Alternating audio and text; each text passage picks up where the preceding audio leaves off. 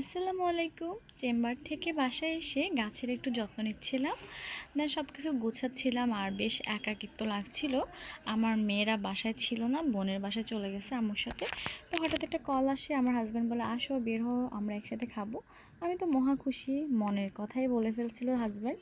তো সাজুগুজু করে চলে আসছি রেস্টুরেন্টে, ওর লোকেশান দেওয়া লোকেশান মতে।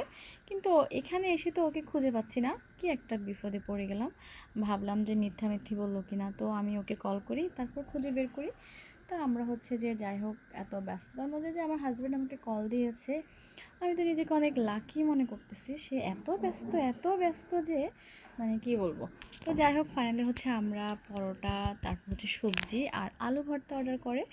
এই রেস্টুরেন্টে মানে গরুর মাংসটা খুব বেশি মজা হয়। আর এটা গরুর মাংসের জন্যই বিখ্যাত। এটা কুমিল্লার কোন রেস্টুরেন্ট গরুর মাংসের জন্য বিখ্যাত অবশ্যই কমেন্ট করে জানাবেন। তো আমার কাছে তো বেশ মজা লাগছিল পরোটার সাথে গরুর মাংস। খাওয়া দাওয়া শেষ করে দুজন রিক্সা উঠে চলে আসতেছি। আল্লাহ হাফেজ, bye bye, tata, good night.